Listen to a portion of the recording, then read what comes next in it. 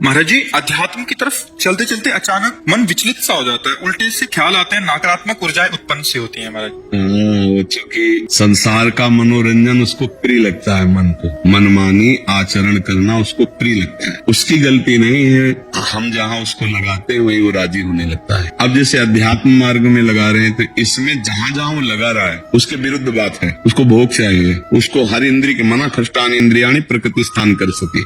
5 ज्ञानेंद्रियों के द्वारा विषयों में विचरने का स्वभाव बना लिया है।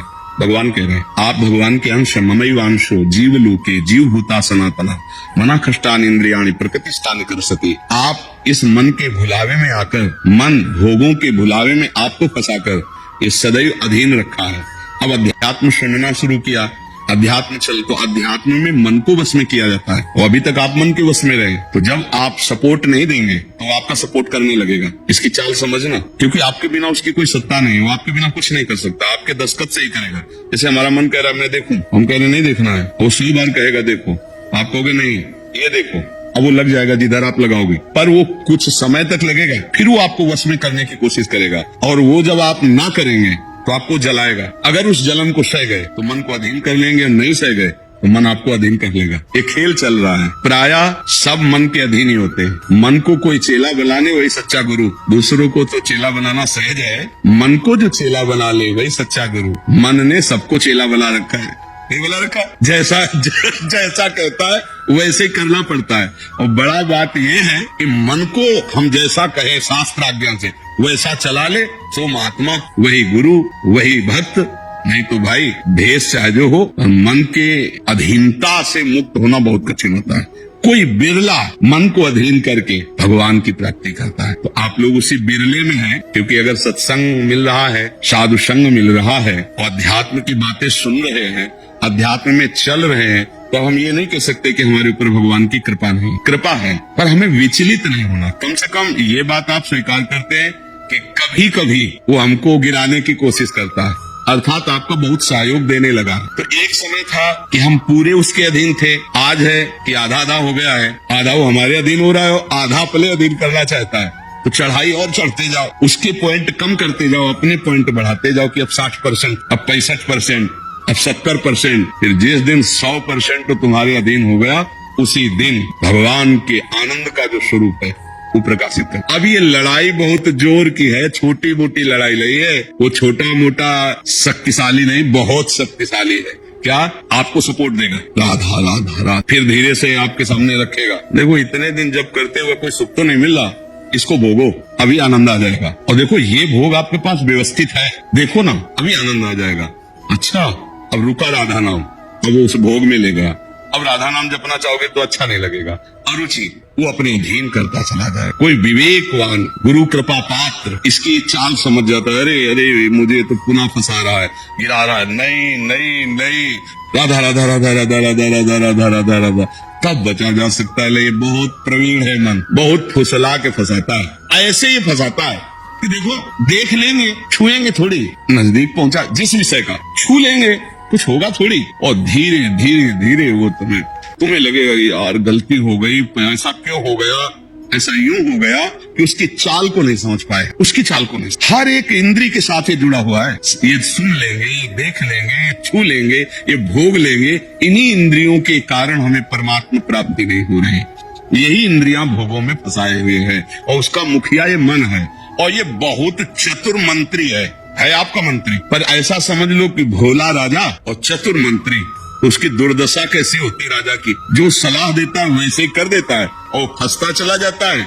और मंत्री अपने को बलवान बनाकर केवल नाम मात्र का राजा उसको बनाए हुए सारा काम वही कर रहा है। देख लो आप, नाम मात्र के आप जीवात्मा भगवान के अंश हो, सारा काम वही मन कर रहा है। हमारा मन कर रहा है आज ये खाएं तो हम खाएं, नहीं ये मन की मांग है, तेरी मांग नहीं है। लेकिन ऐसा कौन भेद पैदा कर पाता है। मेरा मन कह रहा है आज ये देखा जाए, तो अब भाई देखा जाए। मेरा मन कह रहा है, तो कभी कभी मन अच्छा सपोर्ट करता है। जैसे आपको मन ने ही कहा चलो चलते हैं सत्संग में, बाबा के पास बैठते हैं वृंदावन में, अच्छा सपोर्ट दिया ना। वो सपोर्ट ना देता तो आप नहीं आ पाते। बस इसको अच्छे सपोर्ट के पॉइंट में लगाते रहो, और जब बुरा सपोर्ट करे उस समय सहना बहुत कठिन होता है।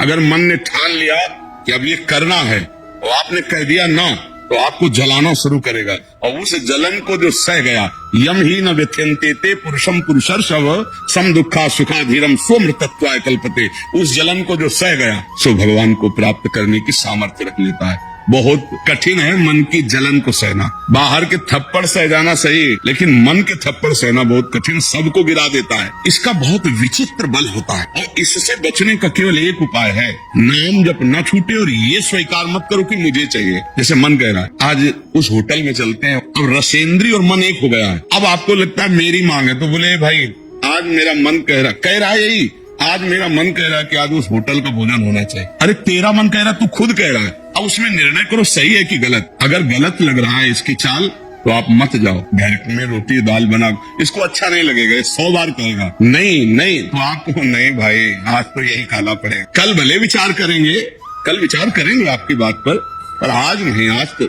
ऐसे बस में करना होता है। एक साधु के मन में आई कि खीर मिले, बहुत दिन से नहीं मिली। मन है कभी कुछ भी सोच सकता है, बहुत व्याकुलता हो गई, बस खीर। तो एक भगत के यहाँ गए, 10-5 गाय भैंस बंधी थी। उनका कि आपकी श्रद्धा है संतों पर? उनका महाराज आदेश कीजिए। तो बोले 10 संतों के लिए खीर बना सकते हो आप? बोले 20 घर का दूध है, हम 20 संतों के लिए बना देंगे। बोले हम 11 बजे आएंगे दोपहर के, आप बना के तैयार रखे। वो अकेले आए, उनका और संत? बोले और संत यही है सर। अकेले कमरे में बैठे 20 संतों की खीर। तो कहा आप लोग बाहर हो जाइए, हम एकांत में पाना चाहते हैं। वो पाए तो भाई 20 संतों के लिए खीर बनी, मतलब 20 पेट भर जाए। तो पाए फिर एकदम यहाँ तक हो गए तो उल्टी हो गई, फिर मिलाया उसे। फिर मन कह रहा नहीं अब खीर नहीं चाहिए। बोले नहीं खाओ। रोमांच हो गया, नहीं खाएंगे एकदम।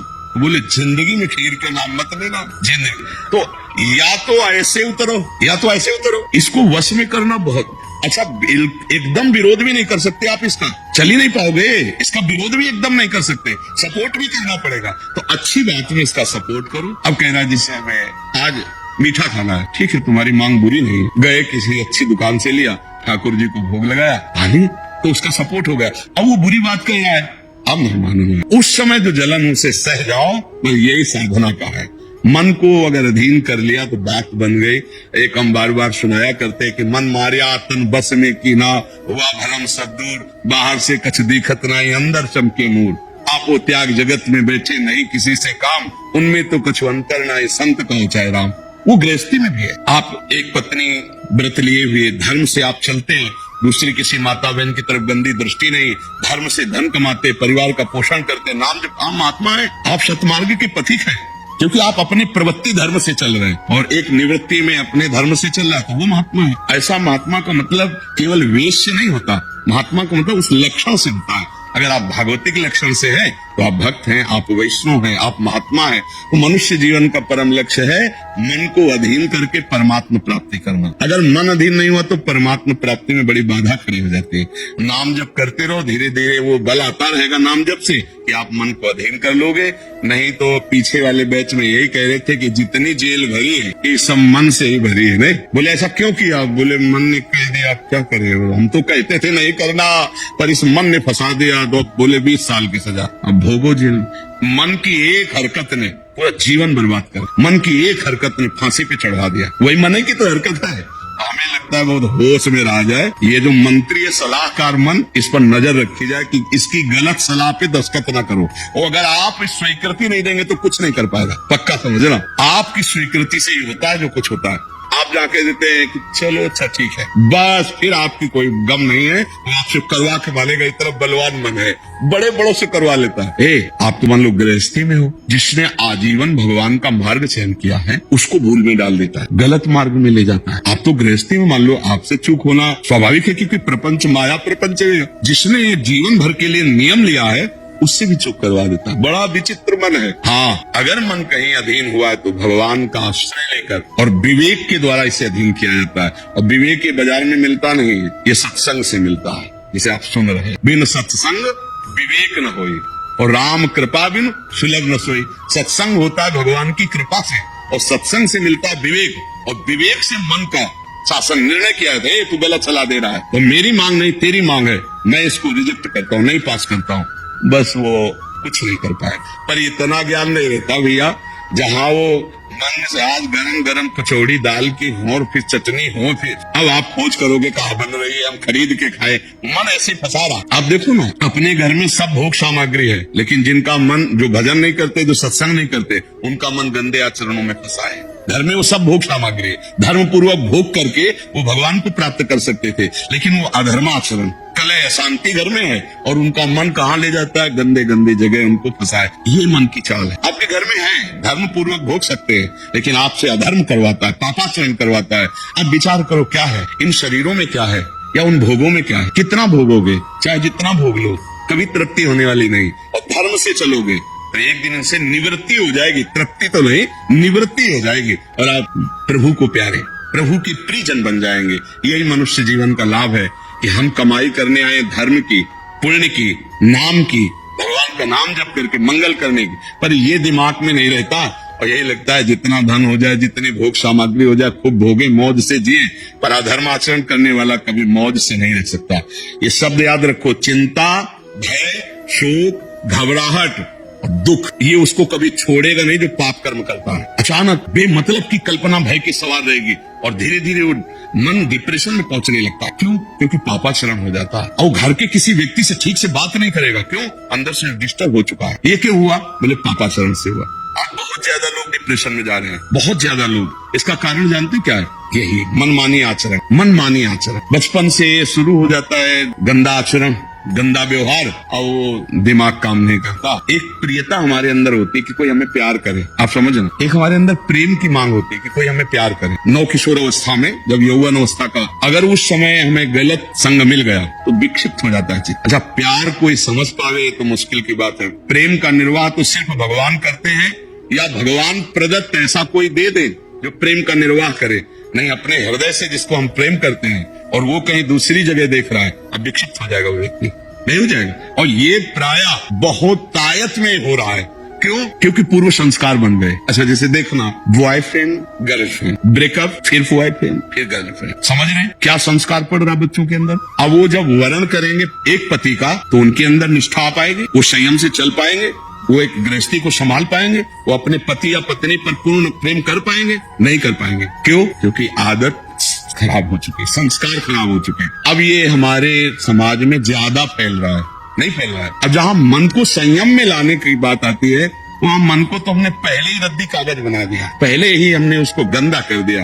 अब कैसे हो सकता है? गृहस्थी बहुत पावन मार्ग है, कोई ऐसा नहीं है। मतलब पवित्र शरीर दोनों के हैं और फिर धर्म से ग्रहण किया गया, वो फिर एक अच्छी गृहस्थी बनती है। तो पहले, इसलिए भाई बहुत संभालने की जरूरत। आप तो बड़े भाग्यशाली जो अध्यात्म में इस बात को समझ रहे हैं, नहीं तो आज हमारा समाज थोड़ा गलत रास्ते की तरफ जा रहा है, गलत मार्ग है जिसको कोई समझ नहीं रहा।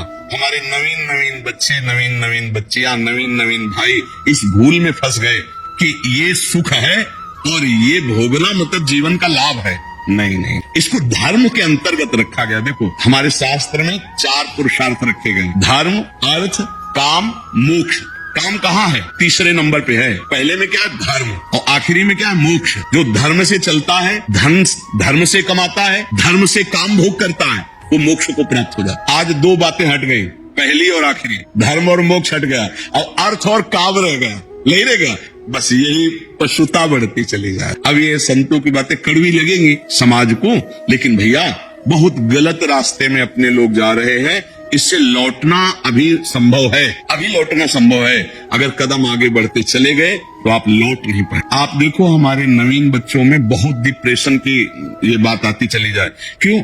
विक्षेप पे विक्षेप पड़ रहा है। अब वो उससे आसक्त है, वो ब्रेकअप हो गया। अब उसका दिमाग पे जो भार पड़ा, वो पूरे जीवन की जीवनी शक्ति को नष्ट कर रहा है, चाहे बच्चा हो चाहे बच्ची हो। मतलब कई ऐसी समस्याएं प्रकट हो रही हैं जो अपनी बात कह नहीं सकते हैं, वो अंदर ही अंदर वो अपने को खोखला कर लेते हैं। हमें लगता है कि माता पिता को, परिवार को इन समस्याओं से बच्चों से जुड़कर उनको हटाना चाहिए, उनको शिक्षा देनी चाहिए, उनको ऐसा मित्रवत बल देना चाहिए जिससे उनकी मानसिकता उभरे। अगर ये छूट बनी रही, इसे कहा जाता है दोस्ती, लेकिन भारी दुश्मनी फैल रही है, भारी हमारे जीवन का नाश करने वाली वृत्तियां फैल रही। तो इसलिए इससे बचा जाए और नाम जप किया जाए। अगर मन को छूट मिल जाए तो नरक पहुंचाने की पूरी व्यवस्था कर देगा। मन को छूट मिल जाए तो भारी से भारी अपराध करा देगा, जलाता रहेगा। इसलिए मन को छूट ना दी जाए, और मन को छूट ना दी जाए इसके लिए जो चाहिए विवेक, वो सत्संग सुना जाए, और जो बल चाहिए वो नाम जप किया जाए। नाम का बल और सत्संग का विवेक, ये दो ही बचा सकते। साधन को हरि भजन है, क्या सत्संग सहाय। अगर आपको यह वीडियो अच्छी लगी है तो वीडियो को लाइक करें, कमेंट करें और चैनल को सब्सक्राइब जरूर करें। और मैं आपको मिलता हूँ कल एक और नए वीडियो के साथ। राधे राधे।